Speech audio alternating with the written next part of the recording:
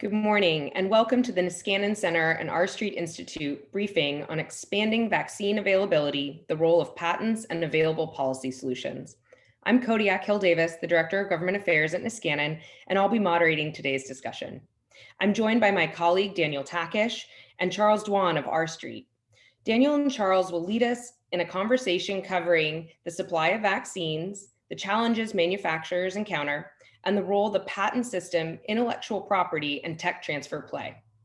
We welcome all questions and encourage attendees to use the question and answer feature at the bottom of your screens to submit questions throughout the discussion. Then Charles, Daniel, and I will try to answer them at the end, time permitting. So without further ado, I'd like to turn it over to my colleague, Daniel Takish, to kick us off. Daniel? Thank you, Kodiak.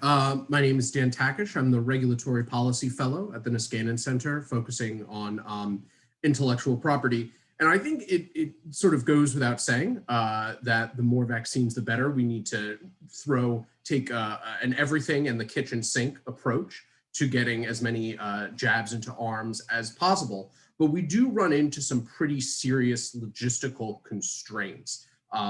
Last week ago or so, the Government Accountability Office came out with a report that was sort of a retrospective on Operation Warp Speed. And in many ways, it was a tremendous success. Analogies to the Manhattan Project in terms of getting a new technology off the ground, I don't think are totally outside the realm. I think they're fair analogies. But one of the issues highlighted in the report were issues with manufacturing. At the start of the pandemic, excuse me, vaccine manufacturers were close to or at capacity in terms of what they were producing, and it's difficult to turn operations like that around on a dime. So we need to, it's necessary to examine solutions that would expand capacity, not just in the United States, but around the world, in countries like India, where they have a robust pharmaceutical industry, and that includes measures not just with respect to compulsory licensing of patents or generally waiving intellectual property protections, but affirmative steps by either the federal government or pharmaceutical firms to send folks out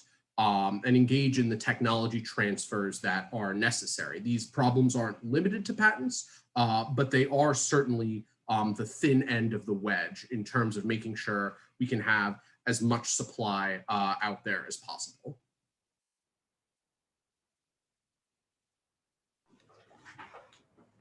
Thanks, Dan. That was a great introduction to what's been going on in the vaccine space. And thanks again to the Niskanen Center and to Kodiak and Dan for putting together this really great event on a very pressing topic, obviously very timely. I think the one thing that we've definitely seen during this pandemic is just how important the American technology and innovation engine really is. Technology has pervaded this pandemic from start to finish, be it ventilator technology or N95 masks or drugs like remdesivir to now the development of vaccines. And I think that as Dan mentioned with regard to Project Warp Speed and with regard to a lot of the response, that's been a real success. The United States has really risen to the challenge in many of these ways. But it's also brought to light a number of really interesting questions about how we drive the development of technology.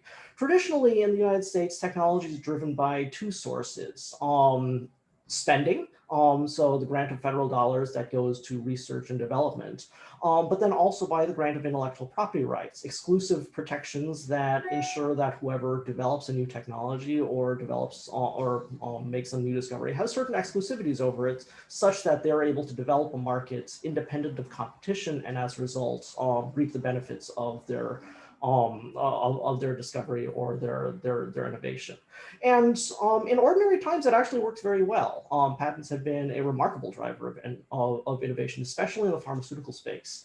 But during this pandemic, we've started to see some reasons to rethink that, particularly the balance between federal involvement and the intellectual property system, which tends to be seen as more of a private-based system. The questions, I think, arise in a couple of different areas. The first is a sort of general cultural issue with regard to the way that technology is developed. because of the ways that patents and trade secrets and other forms of intellectual property tend to create these sorts of races among multiple companies. They tend to discourage information sharing. After all, if Pfizer is the first one to develop a new drug or a new vaccine in ordinary times, they would be the ones to make the profits off of that. And so that would drive them to develop as quickly as possible. Of course, when it comes to the COVID-19 pandemic, the drive to develop a vaccine quickly is very independent of any need to outdo one's competitors. It's simply to solve a public health problem. And so the sorts of general incentives that we think about are very different. Instead, what we care about more right now is whether or not we're able to we're able to do research as quickly as possible, and that ends up depending more on information sharing, companies being able to exchange the best results that they've come up with. That's been something that scientists have been trying to do, but it's run into the sorts of institutions that are built around siloing information and obtaining patents and negotiating tech transfer agreements in advance. There was a pretty interesting story that was reported by some of our friends over at Knowledge Ecology International about how the Oxford scientists developing a vaccine under a grant from, I think, the Gates Foundation had originally wanted to open source the results of their discovery, but were ultimately convinced to give exclusive rights over that vaccine to AstraZeneca. Raising the question of why would they, what value do they get out of giving this sort of exclusive right rather than allowing other people to see the fruits of their research and possibly build upon it. The second question that I think is really interesting to consider is what role the government plays with regard to any intellectual property that shows up. In ordinary times, we want the government to take a sort of hands-off approach to allow companies to figure out how best to market and develop their products. But in times where we expect coordinated efforts and where the federal government is best positioned to engage in that sort of coordination, we expect the government to interpose in ways that that drive up efficiency and that encourage the development of technologies that serve the public good. We've seen this in calls for invocation of the Defense Production Act, for example. Intellectual property for a long time has had the sorts of hooks necessary for the government to engage in this sort of intervention necessary to protect the public interest. March-in rights under the BiDole Act, Section 1498, these are concepts that have been thrown around as ways that the government could try to manage the use of intellectual property and make sure it's directed in the best ways. Unfortunately, because of the fact that these tools have generally not been used in very visible ways, and that they've generated a lot of opposition from the community of intellectual property holders, there are a lot of questions of how those sorts of tools ought to work. And I think that the pandemic is starting to shed light on the fact that we need to take a closer look at how the government works within the intellectual property system in order to make sure that they're able to address situations such as the pandemic as efficiently as possible and as much in the public interest as possible. Well, thank you both for starting off this conversation with that overview. Charles, it sounds like you were saying that it took a crisis to kind of reveal these conflicting interests and how you maybe need to restructure or rethink some of the cultural elements around drug development. Yeah, no, I mean, that's certainly true. And, if we look back into history, there are plenty of examples in which it took a similarly large crisis to force the public and the government to rethink their approach to research and development, and to understand that the sort of hands-off approach that is generally taken to patents often requires some reconsideration. Toward the beginning of the First World War, for example, development of airplane technology in the United States was substantially lagging in comparison to Europe, largely due to patent litigation by the Wright brothers and their main competitor, the Harry Curtis company, I think. And ordinarily you might think that this is not necessarily a problem. The individual companies who hold the patents, they will do the research and development, and they'll ultimately produce products that satisfy consumer needs and market demands.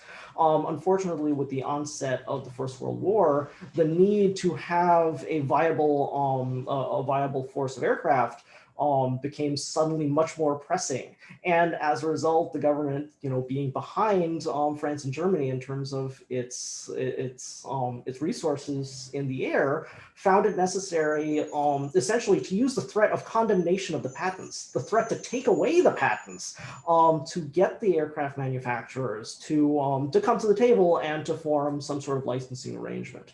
Now, I don't want to say that we should be calling for any sort of condemnation of patents, but what it is to say is that in desperate times, desperate measures can be taken.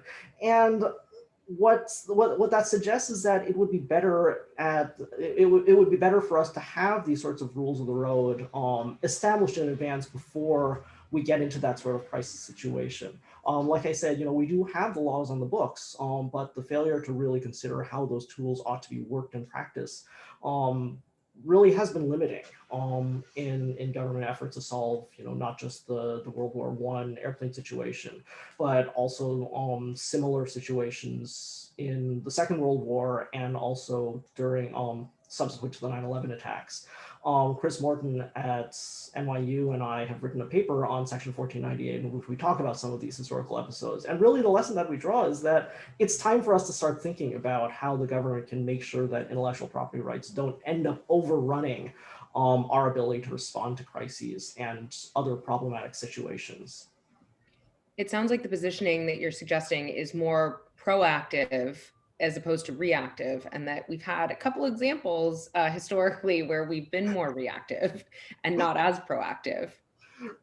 I mean, it's nothing to be surprised about, right? It often takes a crisis for us to realize what we need to do. But I think that the pandemic does give us an opportunity, at least, to start rethinking what do we want our system of R&D and technology to look like? Because this is not going to be the last pandemic. This is not going to be the last emergency. And if we haven't thought through kind of what our contingency plans are in case in case patents get in the way of that response, or trade secrets get in the way of that response, or some other form of intellectual property gets in the way of that response, I think we'll be falling behind the next time that comes up. There's a really interesting paper that George Contreras pointed to. The author of the paper is escaping me, but what he points out is that during the first SARS outbreak, it was possible to get patents on genes.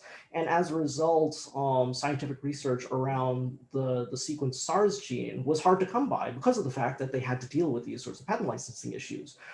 This pandemic, because of the fact that the Supreme Court's decision in AMP versus Myriad declared patents on naturally existing genes invalid, Contreras argues, has made it much easier for information to be shared among the researchers who want to, study the genome, the gene sequence of the virus.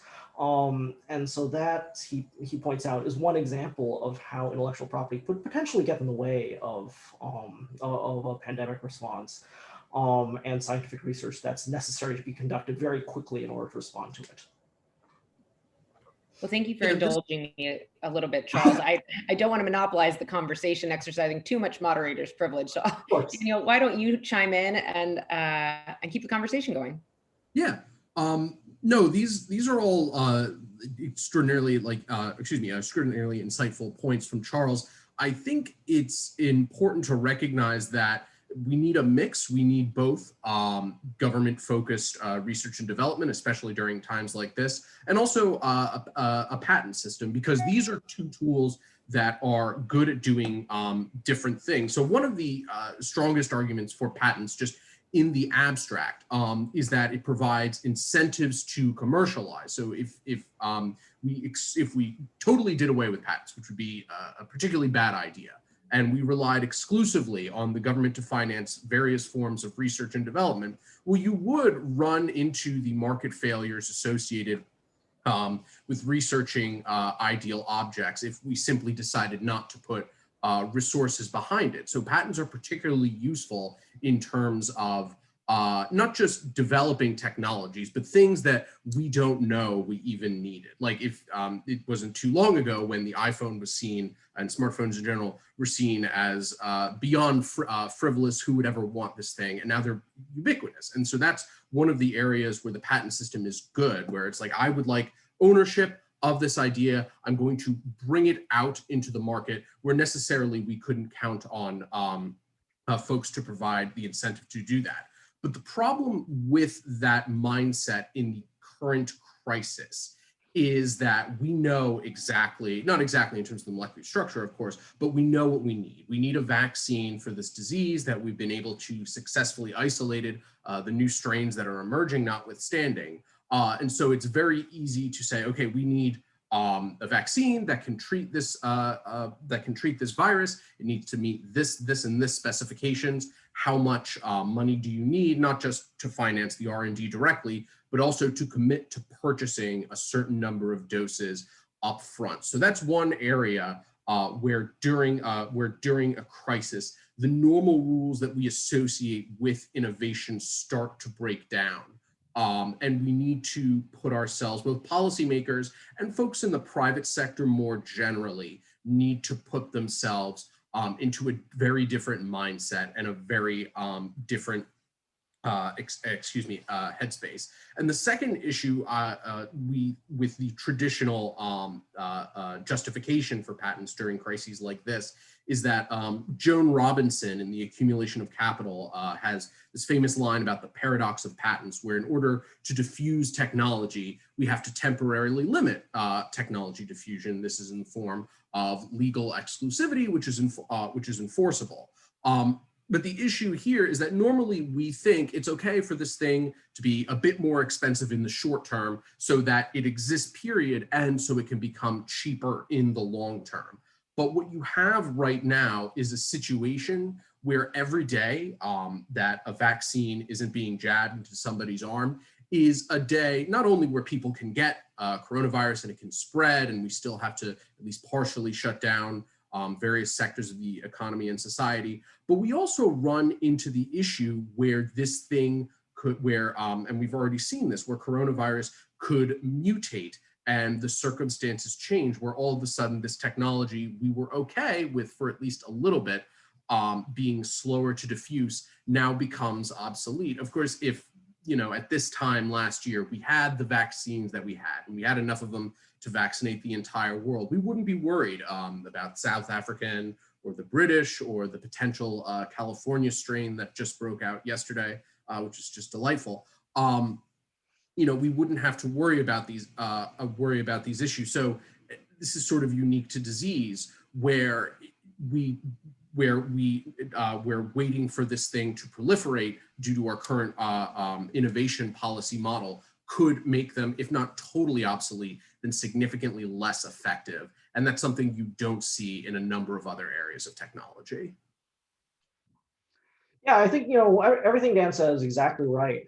We don't want to deny the value of patents as a general incentive for innovation, but the pandemic changes things on timescales, and also on the just the sorts of natures of incentives that are at play, and how we cope with those sorts of differences. I think is really interesting.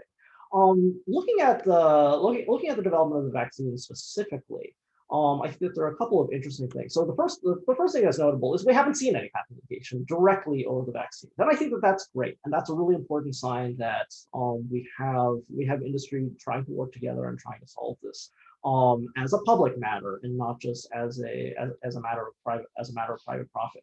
I think that a lot of people would say that this is a reflection of the goodwill of the industry. I would say it's probably also something a reflection of the fact that the government does have these sorts of tools in its back pockets if things were to go haywire, to try to step in and try to untangle any sort of patent situations that came up. I think I mentioned that there was an invocation of Section 1498 after 9/11. I'll tell you a little bit more about that right now. What happened was that there was a threat of an anthrax scare in about October of 2001. And the one drug that was known to be able to treat anthrax was ciprofloxacin, or Cipro, which was patented and manufactured by Bayer. Bayer was under capacity, at least it was reported, in being able to manufacture Cipro tablets, not terribly unlike what's going on with the vaccines right now. Several generic manufacturers promised that they would be able to manufacture if only they could get licenses, patents. Over the course of several days, HHS engaged in negotiations with Bayer and ultimately convinced Bayer to ramp up capacity. And it's largely reported that it was because the government kept in its back pocket this ability to overcome Bayer's patents, pay out Bayer a reasonable royalty. Of course, they weren't going to go empty-handed, but allow for generic manufacturing. And that was enough to convince Bayer to ramp up production. So I think that the availability of those has been an important incentive that's played a background role in making sure that that all of these companies who are working in the public interest continue doing so. The second thing that I think is worth looking at is looking at just sort of the pipeline of vaccine development. At least my understanding, and Dan, you may know more about this, is that the bottleneck is this technology called microfluidics, in which they're trying to get the active component of the vaccine combined with a lipid layer that sort of protects it as the active component is injected. In order to do that, they use these microscopic channels that sort of cause the two components to flow together in a certain way that they interlink. This is an incredibly important and influential technology. It's being used all over in biology research today, but it's a heavily patented technology by lots and lots of different companies and research labs. And a result of that, I guess a side effect of that is that there aren't many labs who are able to provide microfluidics technology. And that, at least to my understanding, has been a substantial bottleneck to ramping up of production. Now, I'm not really sure kind of what the solution is here, because even if we were to overcome the patents, that doesn't give companies suddenly a whole bunch of expertise in microfluidics and doesn't allow for tons of microfluidics providers to suddenly crop up. But it does raise the sort of question of whether or not there is a way to be proactive and think about these sorts of technologies that may end up really coming in handy in the case of emergency. Technologies that, in ordinary times, it might be fine if they develop slowly and under the control of individual companies who have a strong incentive to commercialize them in certain directions. But to keep in our back pocket the possibility that this may suddenly become really important in ways that we don't expect. And I think that that's going to be something that we'll really want to think about in retrospect once we've kind of overcome the immediate problems with regard to the COVID-19 pandemic. Were there ways that we could have had that sort of technology in advance to make sure that we were in a better situation? I think that would be a really important question for us to think about in retrospect. Yeah, it's important to remember that in a lot of discussions of patents and drug pricing and drug availability more generally, we're talking about the patents, the many patents that are associated with the actual drug itself. And that's very important, although a little bit less so right now. Charles, as you mentioned, we haven't seen, at least not to my knowledge, like any patents on the actual vaccines, and that's good. It's unclear what would happen in the future. It would be rather quick for the patent office to approve them. But leaving that aside, it's important to remember that this is a supply chain issue, and there are all sorts of patented steps that go along the way in the manufacturing process. If all the recipients of warp speed money or anyone who is developing any form of vaccine just said, no patents, everyone can do as they please with it purely for the vaccine, that most certainly wouldn't be enough, because there is a great deal of technology that goes into the actual production of it. I can't speak to the exact particulars because I'm not a biomedical engineer, but upstream of the actual products, we do see issues associated with intellectual property in the manufacturing. So there's the vaccine intellectual property, and then there's the everything else intellectual property. But beyond that, and I think this is a very important point, Charles, that you alluded to, and that I mentioned towards the beginning, when I say that patents are sort of the thin end of the wedge when it comes to technology transfer, is that there's a great deal, there are a number of problems, not only with trade secrets and more general know-how is kind of the catch-all term of which patents are a part, but not exclusive, where active steps need to be taken in order to share the technology. Again, if all the pharmaceutical firms or even every patent along the way in the manufacturing simply said, okay, use it as you see fit, no licensing, no anything, that still probably wouldn't be enough to help countries such as India or Argentina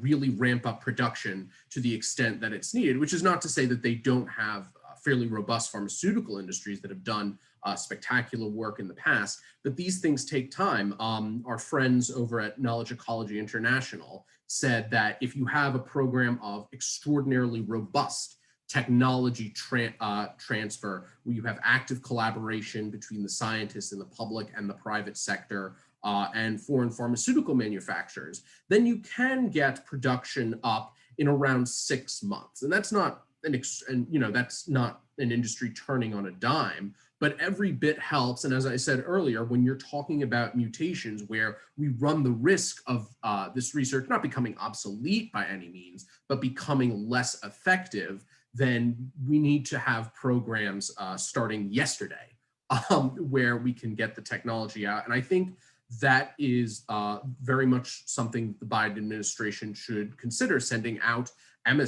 emissaries and sparing absolutely no expense to go to foreign drug manufacturers and really lend them the expertise necessary. And then, of course, on top of all of that know-how, there's just a general question of talent. There are only so many folks who can make these drugs. That's not to say we can't train other people, but there is a whole lot of knowledge and information that needs to be shared and needs to be transferred for us to really manufacture production. So patents play an important role, as do trade secrets, but there's a lot of intangible capital in the form of know-how and talent.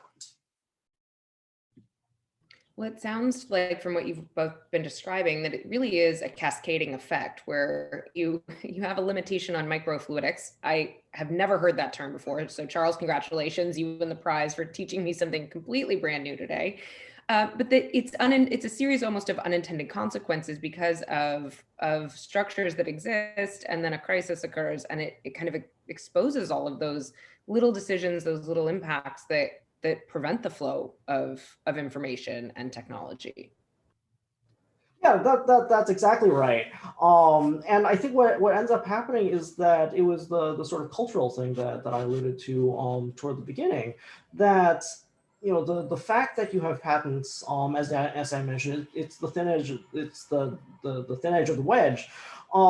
They create this overarching culture of secrecy, of keeping things proprietary, counter to the sorts of information sharing norms that you might envision in academic science or research science. And I think that there have been ongoing debates as to science policies as to kind of what's better, but the pandemic is actually showing some real costs to privatizing that and taking away the sort of general motivations for sharing information that might otherwise exist in the research fields. How we overcome that, I think, is going to be a really interesting question. But the sorts of talent deficiencies that Dan alluded to, the lack of sort of follow-on innovation that comes with this knowledge spillovers and information sharing. Yeah, I think those are factors of innovation that have really taken really taken a back seat in terms of innovation policy over the years. in comparison to private incentives such as patents and other intellectual property. And it's really time for them to come back to the fore for the administration and for policymakers to really start looking at these alternative incentives toward innovation that may, in situations such as this, end up serving the public interest better. Well, it sounds like that policy design is going to have to be really thoughtful in how it balances all of those competing interests. It strikes me too that not being a scientist and certainly not a healthcare expert, but that so many examples in our history of scientific discovery or research and it not being actually applicable in the original way intended, that it actually has another benefit, another purpose. But if you're not sharing information, you don't get any of that. You get this kind of siloed effect. Daniel, did you want to jump in on this? I'm sorry, I thought I saw you unmute. Oh no, I saw we have a first Q&A, so I'm not sure if you'd like to move on to that section from an anonymous attendee. Sure, I'm happy to. I have been really exercising moderator's privilege, so I'm happy to allow one of our attendees to ask a question. So I'll read this to both of you, and then you can chime in and answer it because I'm sure it's way above my pay grade. Where's the best place to start when working with lawmakers to try to make them more forward-thinking in this regard? Can or should states take a bigger role? That's a great question. Dan, do you want to start off? Yeah, so with respect to states, I think that is an interesting one. I think so when we think innovation policy, we generally think of the federal government, and I think that's generally going to be the bigger player. But if we think about what role states can play, I think there are two. Number one, there are a number of public universities around the country that have very robust research and development programs that are talent hubs where you can attract a lot of folks, and they do really excellent work. So I think if state legislatures, again, the situation is weird relative to the federal government because they face much harder fiscal constraints, and so perhaps there's related to very different Niskanen research where the federal government can provide general grants to states to shore up their budgets, and then they can send a decent amount of that money to state universities. So that's the first one, is focusing on their university systems, if not just giving more general research and development funding, but making them more attractive places to come and for smart people to do what they do best. I think the second way that states can really leverage their role in the federal system would be to be very vocal and in close collaboration with not just the White House, of course, but also their senators and congressmen to make clear these are the types of shortages that we are seeing because of this pandemic. And we would love to enter into this contract in order to purchase face masks or ventilators or whatever, but we can't because this or that firm owns the patents. I remember fairly early on in the pandemic, and Charles, correct me if I'm wrong, but Andy Bashar, governor of Kentucky, was discussing the distribution of face masks, N95 masks, to which 3M owned the patents. Now, I think shortly afterwards, this issue was resolved down the line where 3M decided to waive patent rights or something to that effect, or the issue was resolved. But governors and legislators being more vocal about the issues that they are responding to in a way that is flexible and I think very much compatible with a federal system is a way that states can play a better role in these types of policy questions.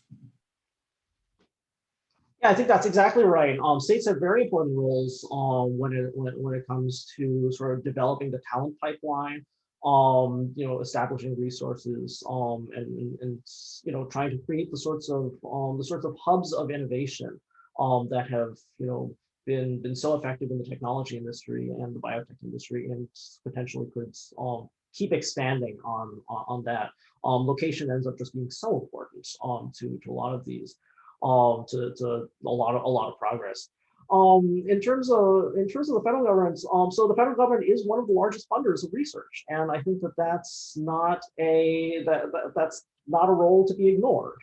In being one of the largest funders of scientific research, it has a fair number of powers with regard to what is done with that research. The BiDole Act sets out the current baseline rules for how government-funded research ends up being patented. And the basic rule is that the company who does the research is able to receive patents and license the patents even exclusively to a particular company, so that that company has the space to commercialize it without fear of competition. And that I think has worked very well in many situations. But in order to make sure that things don't go too awry, the government does maintain what are called marching rights and various other public interest provisions through the BiDole Act. In recent years, there hasn't been much attention paid to the public interest role of the government in patents on federally funded research. And in particular, there's been increasing use of this thing called other transaction authority, which essentially allows individual agencies to override the sort of balance provisions of the BiDole Act. And I think that that's something that's somewhat concerning and ought to be taken a look at. Just generally, when the government is involved in important research efforts, it's not clear whether or not it's really looking at the intellectual property implications of its efforts. There's a fascinating little provision in the 2018 NDAA that created what was called an intellectual property cadre, a sort of fancy sounding name. But essentially the problem that DoD was facing was that they were signing all of these contracts and really didn't know what they were doing with their intellectual property, to the point that every once in a while they would forget to get certain rights and the government would have to go back and buy them later. Which, was, I mean, it was just, the problem when you have a large agency and they're forming a lot of contracts. So this cadre was supposed to be stood up to basically standardize and review how DoD approach intellectual property licensing. As far as I can tell, almost no progress has been made on standing up that cadre and getting it to work.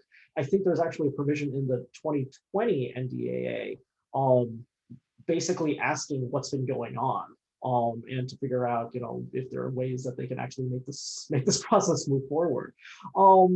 So, I think what this all points to is the need to consider the public role of information sharing and collaboration in the research funding process, and whenever the government has these sorts of tools available to try to steer research developments in ways that could end up being important to the public. Those are things that just haven't really been looked at in great detail. Not surprisingly, as we said at the beginning, it often takes a crisis to make us realize what's really important. But I hope that this will be the opportunity to do that. Charles, Yeah, I'm sorry, Daniel. Go right ahead. Yeah, no, that's, I think, that's an important point. Allowing the patentability of federally funded research isn't necessarily a bad thing, and this sort of goes into the role that states can play, at least with respect to public universities, is that you can create perverse incentives when we are talking about legal exclusivity, where research departments spend more of their time creating things that are patentable, or rather getting the patents for those things, rather than doing the type of research and innovation that's necessary. And I think that speaks to a number of issues. Number one are the cultural issues that Charles alluded to previously. And although this is a different side of it, there is something special about, being a patent holder. And, a lot of patents, those are things that people should be proud of. But when they're seen as the alpha and the omega of innovation and scientific achievement, you run into issues, especially when we're getting to the patent quality debates, which is a whole nother can of worms and a discussion for another day. So there is, I guess, a role for states to play with respect to university practices and patenting, especially if we're talking about technology sharing and making it available. Because if you either decide to forego a patent or to openly license a patent and you just never have to talk to anyone about licensing it, that is a benefit to society. It is either brought to the market or utilized or something, but no transaction necessarily has to take place. And then with respect to issues talking about the Department of Defense and government patent use and patent use in general, you run into issues where folks who want to respect intellectual property rights and just generally have a tough time figuring out and negotiating the terms of licensing or patent use, where there may not even necessarily be an issue of the patent holder declining to license on reasonable terms, or in some cases, just saying, feel free to use it. But it does create a bureaucratic problem where you have to ask permission and play Mother May I when it comes to using technology. I mean, Charles, in your Who's Afraid of Section 1498 paper, you say that the original statute came not out of a wartime necessity, but simply because Congress needed to use a patent in order to lay bricks in the Capitol building. So there are even the sort of mundane issues we associate with bureaucracy that can add up and in a time of crisis really slow down development, let alone slow down the development that allows us to be better adapted to the next crisis. I have a quick question, and I love that example of Congress realizing that they needed to address this situation because they ran into a roadblock themselves. And I want to circle it back to Congress, because I think one of the key components of this conversation is we've identified kind of this landscape that requires a lot of balancing of incentives. But I've heard Charles mention the BiDole Act several times. And I remember when both were senators, not to age myself, but I'd love to hear a little bit more about that act. How it seems to me that it must be pretty old at this point. Does it need to be revised? Are there provisions that still work very, very well and should be retained? Can you give us, some talking points on that, and if this is something that's in contemplation now?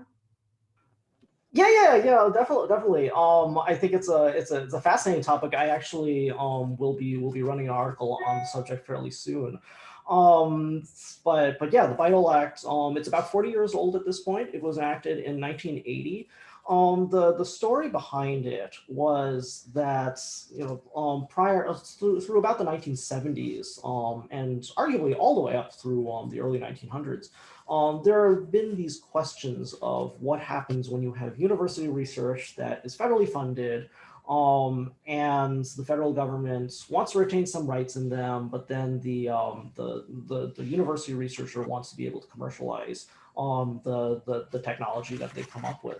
And for, prior to the BiDole Acts, the answer was, well, you just negotiate it out with the agency. And some agencies were very nice about this, and they said, yeah, go ahead and do whatever you want with your patents. And other agencies said, no, the government's going to own all the patents and you don't get to do anything. And there was everything in between. Things were tending to standardize through the later 1970s, but there was a particular crisis in which I think a particular administrator at NIH, a particular administrative office at NIH changed hands, and the policy changed, which spurred Senators Bayh and Dole to say, look, we can't have this sort of like agency by agency, person by person thing going on. And they passed the act, which basically said any sort of federal funding that involves patented research, they have to follow these rules. Licenses are allowed in these situations, and not in these situations. You have to do manufacturing in the United States under certain situations. You have these marching rights, a variety of different things. A lot of people attribute the act to the growth in research over the 1980s, particularly the biomedical sciences. There's a really excellent review by a couple of professors. The book is called, I think, Ivory Tower and Commercial Innovation or something like that. But they did a number of empirical studies and basically conclude that that innovation was going to happen anyway. The universities just were really into biotech at the time. And because of the fact that in the 1970s, things were actually like kind of going well in terms of patent arrangements, the BiDole Act may not have had that sort of effect. The real effect that I think the BiDole Act had was to effect this cultural shift from scientific research being a matter of the academy to and patents being sort of this weird adjunct to that process, to patents being a really essential component of the research pipeline because they allowed for that commercialization stage that Dan mentioned. This fear that we would have all these inventions sitting on a shelf if we didn't have if university researchers weren't able to get patents and license them out to companies who would do the work of turning ideas into products. And I think to their credit, that is how things have worked. There are plenty of examples of university discovered inventions or federally funded inventions that have turned into commercial products because of this technology transfer pipeline that's enabled by the BiDole Act. Things have obviously changed in the last 40 years. And I think that a number of there are a number of really interesting questions to be addressed with regard to the way that the law is working. Number one, the assumption is that the act was necessary to allow for that space of commercialization in which you turn ideas into products without interference of competition. You don't want to have to be fighting off competitors while you're trying to figure out how to make this product marketable. Today, though, if you look at some of the patents, a lot of them are on commercialization. So if you're able to patent it after you start commercializing, why do you need to get the patents before? It seems a little redundant. I think the second question, though, is that in light of things like other transaction authority and these other efforts to sort of downplay the public interest provisions, there's this real question of whether or not the balance is being maintained properly, and especially at a time when the federal government has to be involved in the innovation process so closely as it does now during the pandemic. Those public interest provisions are starting to become more and more interesting and more relevant. And I think we'll start to see kind of how that plays out to the extent that we do have some federally funded research involved. I think it's it's a 40-year-old act. It's been incredibly important, but there definitely are some questions that are worth thinking about these days. Thank you so much, Charles. We've received 2 more questions, and noticing the time, I want to make sure that we get to these and that you and Daniel have an opportunity to answer them. The first question is, how do international agreements such as TRIPS affect information sharing? And do these agreements limit the potential for US reforms?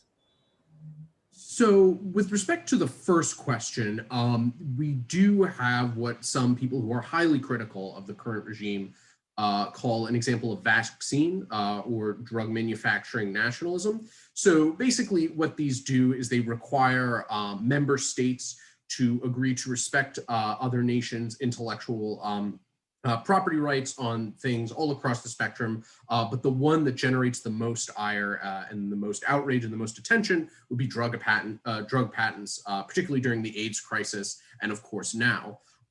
So they do pose risk for information sharing, but really what they do is they place hard legal barriers, threats of sanctions, things like that, on drug manufacturing. So I discussed previously how affirmative steps need to be taken to share the technology. You can't just say, no patents, everybody have fun making these drugs. But in other examples, you do have Indian pharmaceutical firms that were able to produce generic drugs to treat HIV/AIDS. So so it's important to take steps to make sure that the talent and the more general know-how is out there. But at the same time, we shouldn't downplay the fact that simply removing legal barriers is sometimes enough to bring other things into production, especially when we're talking about countries that simply wouldn't be able to afford to get various drugs at prices charged by pharmaceutical firms in the developing world. So there we have an instance where it's one thing to say we need to charge a slightly higher price in order to recoup the cost of R&D and bring something to market, but that logic fails when we're talking about people who simply would not be able to afford the drug at those prices. So it's not a choice of between paying more and paying less. It's a choice between paying more or paying less and doing without. With respect to agreements limiting US reforms, I'm not sure about that. All I can say is that the United States has a lot of sway at the WTO. It's not just the US, of course, Switzerland, a lot of EU member states, sort of the usual suspects when we're talking about the developed versus the developing world. But I think the US should definitely apply its leverage more to encourage various firms to pump the brakes on intellectual property enforcement with respect to this crisis. Yeah, all of that is exactly right. There's a really great paper by Professor Sapna Kumar on the international agreement dimension of the pandemic and of patents in the pandemic.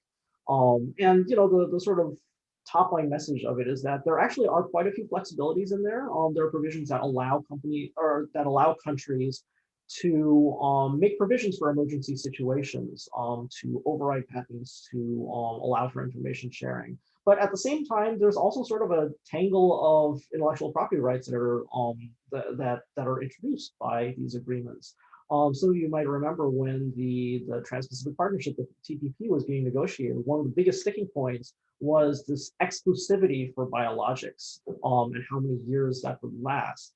An exclusivity is a thing that sounds a lot like a patent, but it's not a patent. It's just another right that's kind of has its own rules and runs its own course, sort of independent of the patent system. It's been sort of this perennial problem that international agreements create these unusual webs of requirements on intellectual property laws. And occasionally do end up binding the United States to things that aren't already in the law. This has tended to be more the case in copyright than in patents, but certainly it's not unknown to patents, as I was mentioning with regard to the biologics exclusivity. Sort of with regard to technologies, as with the biologic exclusivities. The second question on impacts of Marchand rights on manufacturing treatments for disease. So Marchand rights are a really interesting subject. They've gotten a lot of press, and I think that they're one of those things in that category of legal tools that I wish the government really understood and that policymakers understood, how to leverage and how to leverage correctly. To date, it's fairly well known that Marchand rights have never been exercised, but it's not clear that they haven't been used. Again, the government can use the existence of a power like Marchand rights to influence decision making, even if it doesn't actually exercise the rights. And it's generally believed that that came into play. I think there's some belief that it was used with regard to Tamiflu during the avian flu crisis a couple years back. I think that there's good reason to believe that they've had an influence.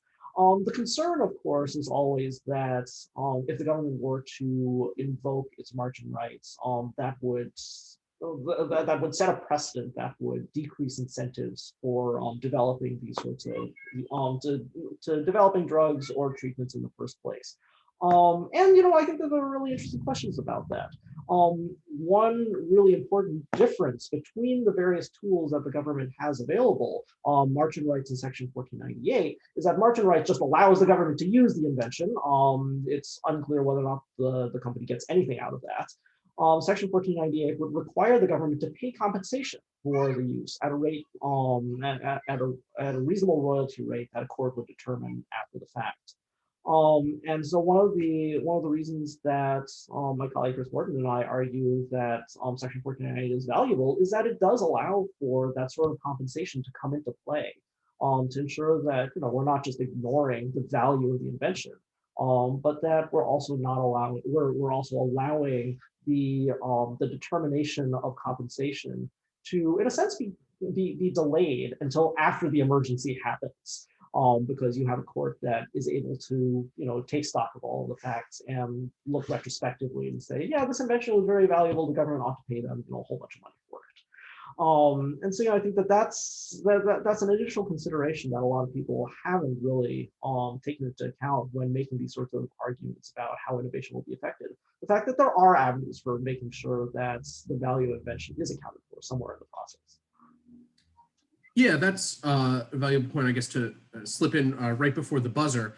I think the impact of march-in rights it's kind of clear because these, 1498 has been on the books for, I guess, pushing 100 years. It's a very old statute, and then BiDole celebrated its 40th anniversary in, I think it was December of last year. So it's very much a middle-aged law.